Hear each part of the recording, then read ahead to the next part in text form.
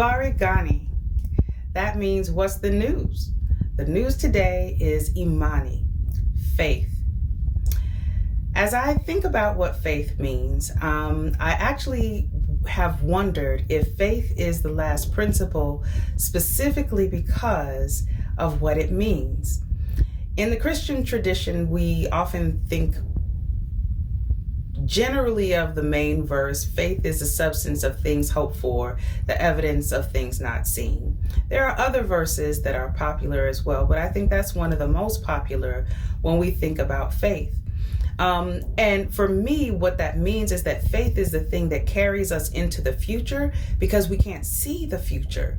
And so for Imani to be the last principle, I actually wonder if it's last because it is the thing that carries us into the future for the things that we can't see. It's the thing that keeps us going, that drives us forward in spite of the fact that we don't know what's coming. And recently I had the opportunity to go to Ghana and visit Cape Coast Dungeon.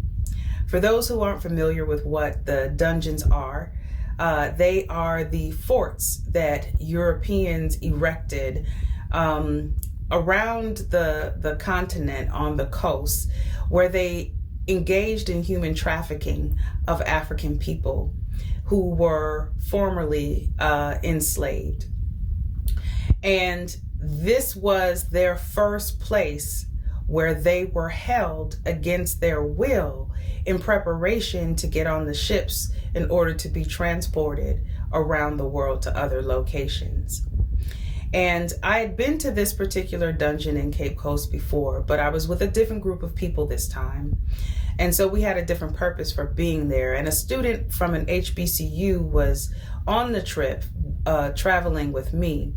And since we didn't quite get into all of the details, I was taking her around and showing her more of the information that I knew from my last visit there. And in the process of talking to her, I said, I need you to think and process here for a moment and understand that the only reason you exist today is because somebody or somebodies in your ancestry survived this. Because when you're there and you see what's there, it seems unsurvivable. And yet they survived anyway. And they survived not having any idea what was coming. But what they did know is that they were in hell and that whatever was coming next couldn't be any better than where they were now. That whatever was coming next was very unlikely to be freedom and a better day. So what kept them going? What kept the drive to remain alive, to fight for life, to fight to keep going when they knew that they might not ever in their own lifetime see freedom or better living conditions or a better day?